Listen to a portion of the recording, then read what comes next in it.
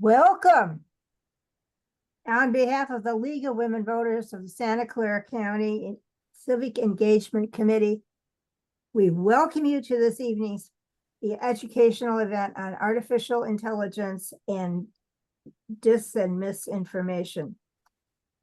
Our presenters are Tony Stieber, Carol Watts, Ellen Forbes, Melanie Spear. Our Zoom manager is Debbie Timmers. And I am Marie Ann Shovlin and the chair of the committee.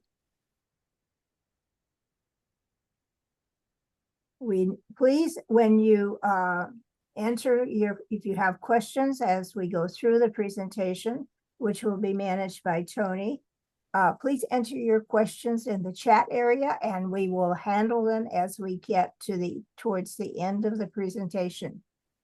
And remember, this is civil discourse. So let us take it away, Tony. All right. Well, thank you very much for coming and good evening to everyone. So welcome. We have had a lot of discussion about AI over the last few months, and it's not a purpose to dig into the depths of AI. There's been so much in the press about it.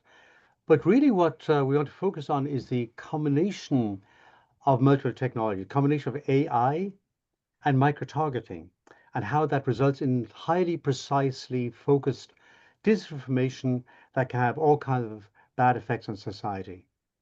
What I'd like to do is just start with a short video that sets the stage about disinformation.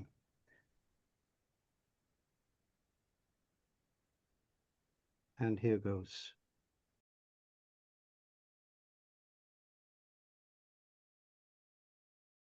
So we're going to talk about, what is all this about? What are these technologies? How are they being used? Why are they being used? What are the outcomes for ourselves and for society? How do you defend ourselves against this? And we'll have a discussion at the end. So let's talk about artificial intelligence. I'm not going to say an awful lot except to say that ultimately it boils down to patterns. AI software runs on computers and large data centers. It feeds on large volumes of data, which it gets from all over the internet, sometimes copyright information, sometimes not, but it gets information from everything that's online, depending on how the parameters are set, and it looks for patterns. It looks for patterns in audio, video, sound, photos, in words, and it looks for all kinds of language patterns. And as a result of finding these patterns, it can generate new content based on these patterns, and it can put out this content in all kinds of forms, whether it's in image form or video form or whatever. But it gets its data from data archives. And depending on what these archives are like, the content is generated. If the archives have false information, it can generate false content. AI can hallucinate and generate information that's really wacky. We have the term in the computer industry, garbage in, garbage out. So you put garbage into the AI systems, you get garbage out. So for example, if you have a biased system, if you have biased data, for example, data from crime records, then the AI content that's generated could well be biased against certain minorities because some minorities might have been more involved in certain kinds of crimes. A benefit of AI is that it can generate content in multiple languages. So even if you know only a fairly rare language that's not spoken by many people, you can get access to content with AI helping you to get translations. And AI could also be used to detect AI generated content. So let's look into microtargeting. Microtargeting is the idea that everything you do online is trackable and publishable. And all the data that we generate online, whether it's our age or contact information, political affiliation, sexual proclivities, mental health, shopping habits, social media clicks, our likes on Facebook, all of that data is stored somewhere. Our credit scores, our finance, our earnings, our home ownership, everything is stored somewhere. So when it's all stored in separate databases, it's not such a big issue. But if those databases get combined in some way, either through hacking or because of corporate or government activities, that data can be combined to form an extremely good picture of you and your life. There's a study that came out quite a few years ago that said that if you know a lot about the likes that somebody posts on Facebook, if you know about 200 likes, you know as much about that person as their spouse. I'm not sure if that's an exaggeration, but certainly if you look at how much data is stored online about us, there's probably more data about us online than our spouse is even aware of.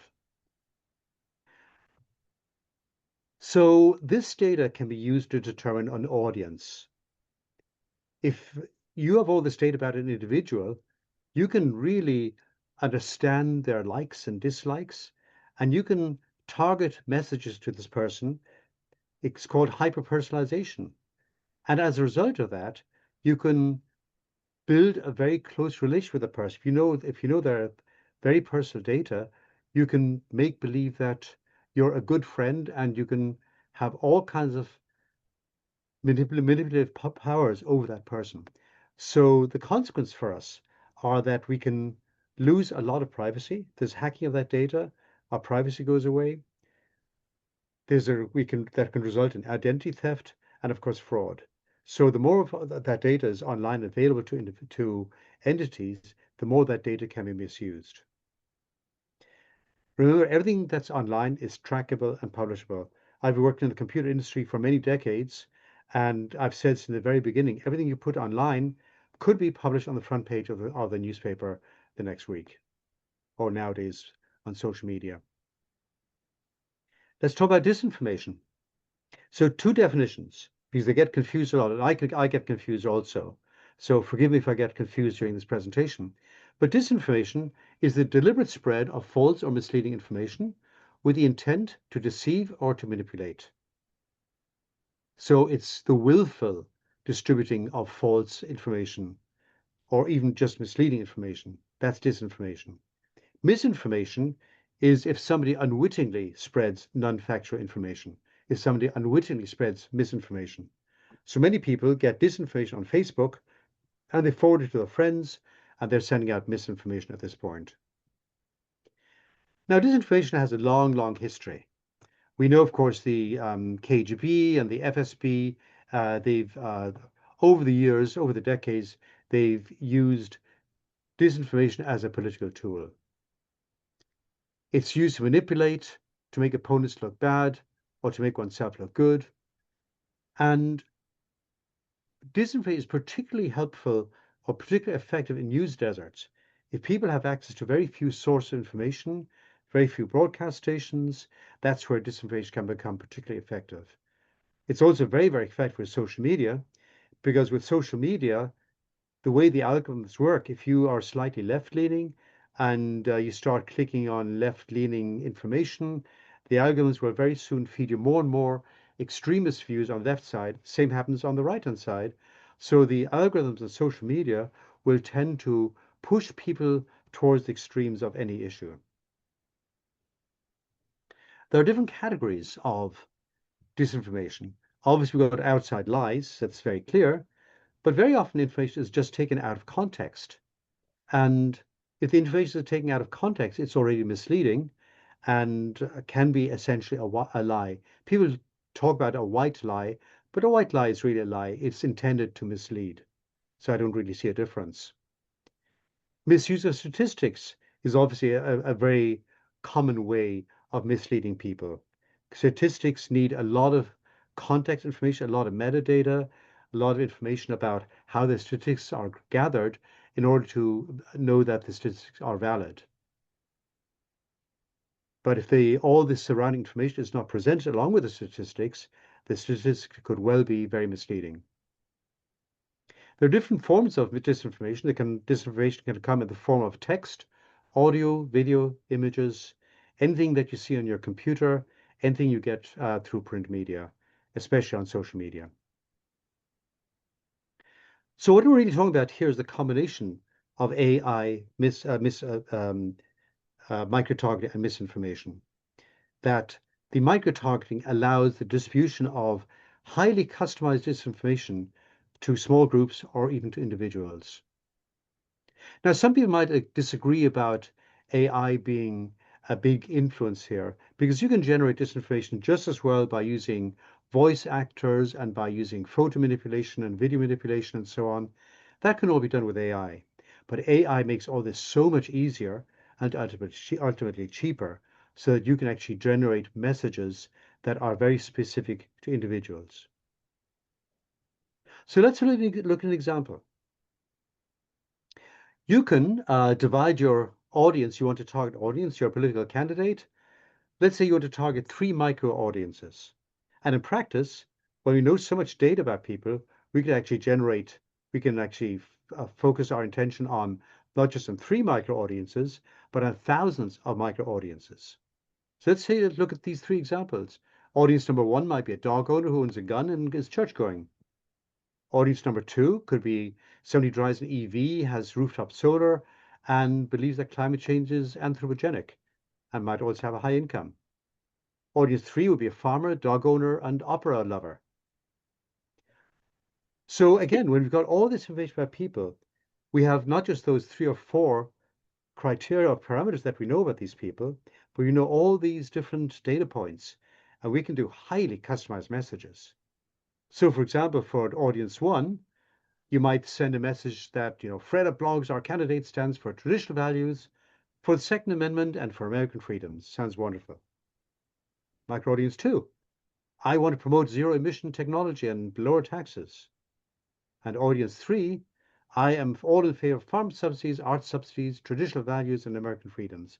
So you see how the message can be changed slightly for each audience, but it's always the same candidate. So I did a little test last week. I took a sentence like this: prepare election campaign mailer with anecdotes to send to Freda Blogs, who is a dog owning farmer and who loves opera. So what comes out? And this is I just typed this in, and within a few seconds, here's what ChatGPT sent to me. Dear Freda, when I think about what makes our community strong, I think about people like you, hard-working farmers who rise with the sun, care for their animals with devotion, and still make space in life for beauty, music, and joy. I grew up on a small family farm, and I know the feeling of wet boots on cold mornings, blah, blah, blah, blah. And then, just as farming requires patience, rhythm, and dedication, I've always admired the art of opera, the way a story can be carried on a single song verse. And you can hear the music in the background rising a crescendo with emotion as the candidate puts out this message. And then the message ends. Well, that's the kind of spirit I want to bring in public service, grounded in the land, lifted by culture, and always focused on people. My priorities for you are support for farmers, blah, blah, respect for animals, more blah, access to the arts. Together we can keep our fields thriving and our voices strong. Warm regards, Freda Blogs. Now, there's a little disclaimer that says not to be used for political campaigns, but who pays attention to those disclaimers? And I mean, the power of just typing that one little sentence describing 3 things about the target audience. Imagine you do the same thing with, dozens of criteria. And then you could do a different message for each individual that you're sending the message to.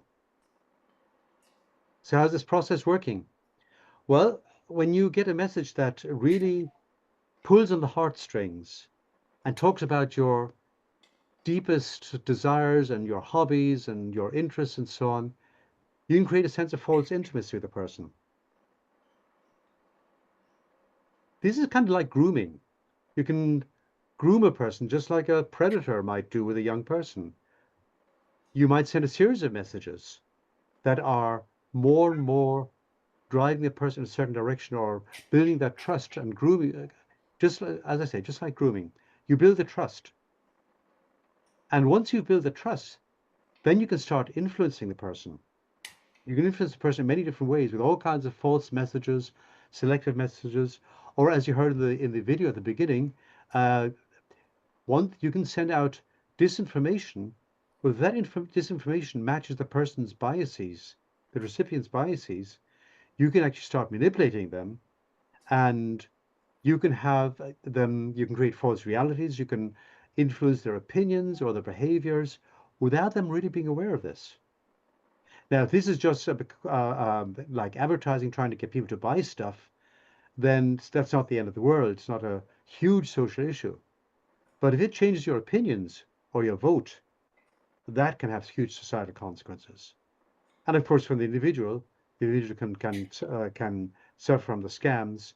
It can be your grandchild calling with a manipulated voice, and if they know data about you that you think that only your grandchild would know about, then it could be quite easy to manipulate somebody who's not really aware of what can happen here. Personal connections can drive up with via grooming and building trust and so on to manipulation and scams. So we talked about the what. Let's talk a bit about how it's done. Well, the source foundation of the data about you is personal data that's gathered from public and private database. The government knows an awful lot about you. Social Security knows about you. Medicare knows about you. IRS knows about you. If you take all this data and were able to combine it with your credit rating agency data, your phone apps, your social media indicators, your likes, anything you do online, your mapping, your geographical data, where you're going and so on, you can build a hugely accurate picture of each individual. And as a result, you could generate messages using AI that are highly customized. Now, is this happening today? Probably to some extent, but we don't know really how much that's happening. But with these customized messages, you could target tiny groups of people or individuals with messages just customized to them. In the past, those messages have been generated manually, but because the cost of generating messages manually, you could only send the same message to, say, an audience of 10,000. You divide your target audience of, say, a few million into batches of 10 or 100,000, and then you have a dozen different messages. But with AI, you can do thousands of different messages. And then you can deliver these messages via social media, email, robocalls, or even more insidious AI-driven sleeper bots, like little robots, software robots, that are embedded in social media and can act just like influencers. There are some influencers online, present on social media, that are not real humans, but are essentially AI robots. And finally, if you're doing a proper campaign of disinformation, you want to get some metrics to see have you been successful, and you can use AI to review the responses of the recipients, their actions, voter actions, etc., and you can see how effective was your campaign of disinformation. So why are people doing this? Or why are different entities doing this? What's the motivation? Well, the motivation is obviously to manipulate public opinion or private opinion into a certain direction. It might be to cast doubt on a political opponent, or to cast doubt on a law or a measure or a policy or an institution. You might say that a certain institute, you put out all kinds of disinformation about a particular institution being corrupt or wasting money. You might use AI, you might use these techniques to gain favor, to gain a favorable public opinion of an industry or a lobbying group or a product or a politician or a policy.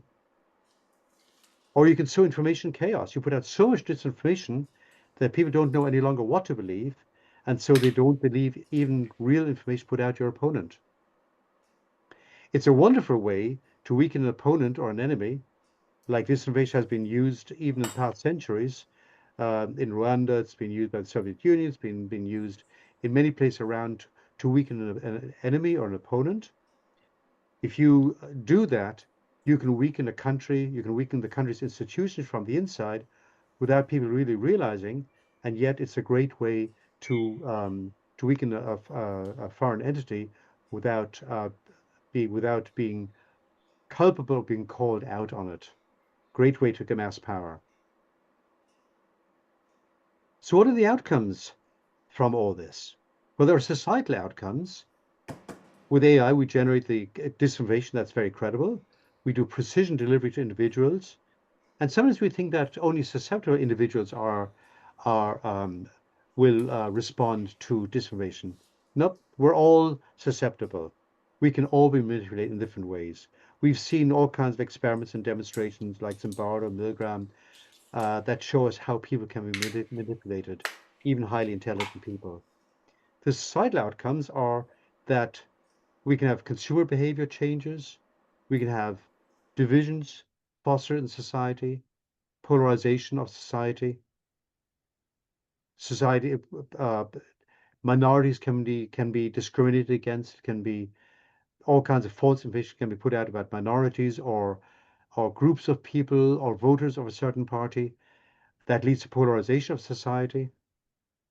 If you put out enough disinformation, you can get a liar's dividend. So you might be a liar yourself, or you might have all kinds of bad things in your background. You might have been going through court cases. If you put out enough disinformation, then people won't know what to believe. And you can say that, well, all the accusations against you are just false. They're misinformation, they're AI generated, it's disinformation. You're actually innocent of all the charges. Society income can also outcomes can include voting patterns being changed. And we've seen that in societies around the world. I'll show you a few examples. And overall, it weakens society.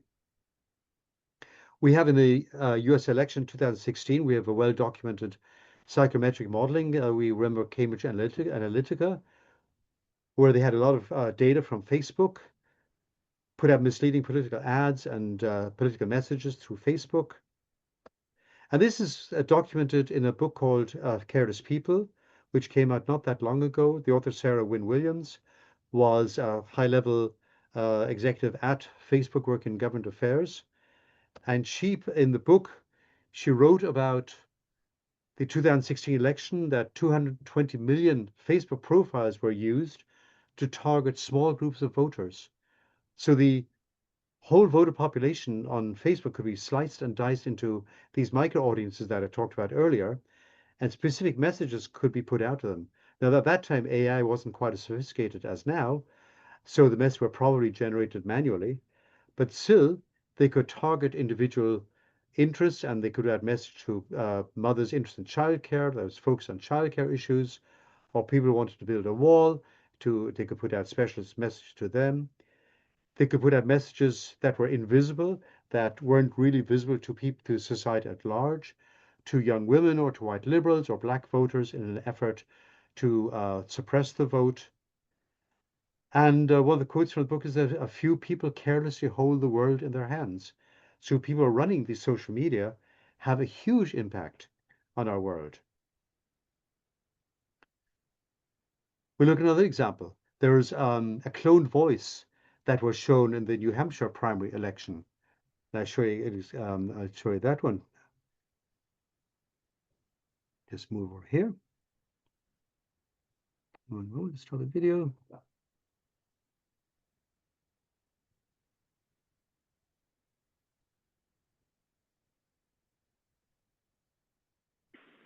What a bunch of malarkey. We know the value of voting Democratic when our votes count. It's important that you save your vote for the November election. We'll need your help in electing Democrats up and down the ticket. Voting this Tuesday only enables the Republicans in their quest to elect Donald Trump again. Your vote makes a difference in November, not this Tuesday. If you would like to be removed from future calls, please press 2 now. Is the New Hampshire presidential preference primary. Republicans have been. So, an interesting example of disinformation. There was a cloned voice and was presumably generated by AI. This message went out in robocalls to have voters in New Hampshire, and there was actually a fine. The FCC investigated this, and they proposed a $6 million fine. I'm not sure if that fine ever happened, but it was a good example of disinformation going out using a well-known voice that with a fake message. Internationally, there are quite a few examples, and I'm not going to go into those, but there are examples from Taiwan, the Philippines, Indonesia, Singapore, Mexico, Russia, and Ukraine, etc., over the last few years, where messages were generated using AI or other methods and distributed by social media or other means to different audiences that definitely had an effect on some elections and on voter opinions. And we can see in other countries where maybe there are fewer controls than here, what kind of effect it has. And we have to be careful in the US that this doesn't happen here also. There are all kinds of outcomes too for individuals. We talk about the loss of privacy, especially when there's a hacking danger. Anytime you centralize data and combine databases, you've got a much exponentially dangerous situation where individuals' data in a combined fashion can really build a very detailed picture of that person. There's a lack of transparency. You don't know why you're getting a message with all this information. Where did they get the information? You don't know what's going on. You're disturbed by robocalls or scams, and the scams are very sophisticated. Even people who are highly intelligent and educated, they get taken in by the scams and can lose quite a lot of money. You may not always realize how your beliefs might be changing as a result of disinformation. Your voting patterns may change. And what is really sad, in my view, is discord gets sown within families or between friends. And I've experienced that in my own life that with some people, it becomes very, very difficult to speak because they have such different source of information and disinformation. Some examples of personal outcomes. Fake tourist attraction. I came across this one in Malaysia, that there was a fake tourist site set up on the internet, and people would go to this tourist site, spend their money, and nothing would be, or try to spend their money there, nothing would be there, but they spent all the money on transport and accommodation, and nothing was there. Fake product reviews can be generated very well by AI, and again, can be distributed by direct messages to people who are interested in a certain activity or hobby. Myths about health we've had for a long time. They can be spread much more easily now with AI and microtargeting. We see all kinds of myths around about health supplements, about vitamins, vaccines, etc., etc. We also get misleading voter information. And in Santa Clara County, we actually had misleading voter information. Now, this is not AI, it's not even micro-targeting, but for me, it's a really good example of how even slight change in wording can be very misleading, which in my view amounts to disinformation. So, in 2022, there's a measure, shall we amend the Santa Clara Valley Water District Ordinance to limit board members to 4 successive 4-year terms? Well, it wasn't stated in the title that they already had term limits of 12 years, i.e. 3 successive terms. That information was hidden, and in my view, that was misleading. So essentially, it's a lie. And people voted for that. They thought it was wonderful. So it's not necessarily a bad idea to allow for 16-year terms for the Board of Trustees of the Valley Water District because of the specialist knowledge that's required. But to mislead the voters like that, in my view, is morally wrong. So how do we defend ourselves against all this? That's a challenge. Well, we have government regulation and platform policies. Government regulations are a start, but let's look at some examples. In China, there's an AI labeling law that came in earlier this month, and what it requires people to do is to label any content that's generated by AI. Must be labeled very clearly. What we have in the USA is the Take It Down Act, which also became effective this year, but that targets revenge porn and non-consensual intimate deepfake content. And it requires that content be removed within 48 hours. But that's all it does. It doesn't go after a wider AI disinformation. In the European Union, there's the Artificial Intelligence Act, which puts on bans on manipulative AI systems, that prohibits social scoring or emotional profiling, and all kinds of subliminal influencing. So that affects also micro-targeting. We'd see how effective that is. But how about future regulations? We don't really have great ideas yet for future regulations. There's all kinds of attempts, but we don't have really good regulation in place yet. And even with good regulation in place, the problem is enforcement. How do you enforce all these regulations? How do you make sure that we don't get micro-targeted by disinformation using AI?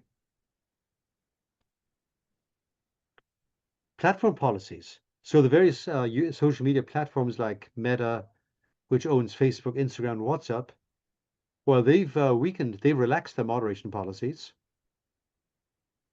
X and Grok, which is X, the former Twitter, They've really reduced their content moderation.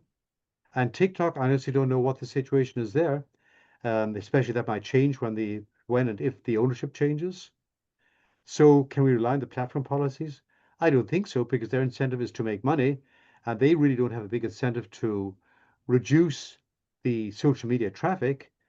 Anything controversial like disinformation is more likely to increase social media traffic because it appeals to people's emotions, their anger, their rage, and they're more likely to be stuck to the social media pages. So we talk about the institutional defenses, and the only other thing we can do is, can we use AI-based detection or educate people more on media literacy? Like in Finland, the schools teach media literacy. We need to do much more of that here in the US. We don't really do very much. We need to raise public awareness and educate the public about all these dangers.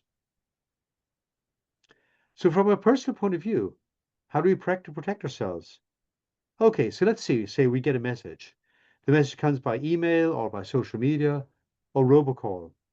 The first thing we need to do is think about the author credibility. Who generated the message? What is their motivation? Why should we listen to them? What's their source of information? Is this a recent message or are they using old data? What is the tone of the message? Is this tone, is it a hurried tone? Is it suggestive? Are they using foul language? Are they making insinuation? Is there a kind of wacky humor in there? Is it disparaging? If the tone is any of those, I would be very, very careful.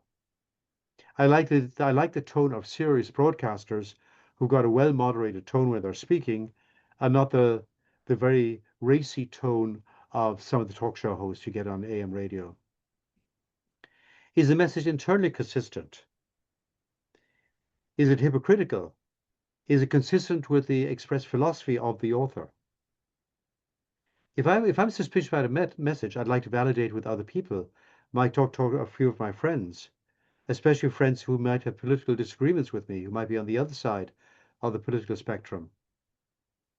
If the information is coming from the internet and it's been passed on, I'll want to check on the original source. Where's the information really come from? It's quoted information. For example, today I got an email with a very helpful document, but it had some URLs that I didn't recognize as being websites that I knew I could trust. So I didn't click on those URLs. So you really got to look at where does information come from? Does it come from a trusted news source like an established newspaper? And even nowadays, we've got to think about who owns these newspapers. What are their motivations? Do they have other businesses that they're trying to protect by excluding or including certain content in their newspapers? We want to cross-check with multiple sources.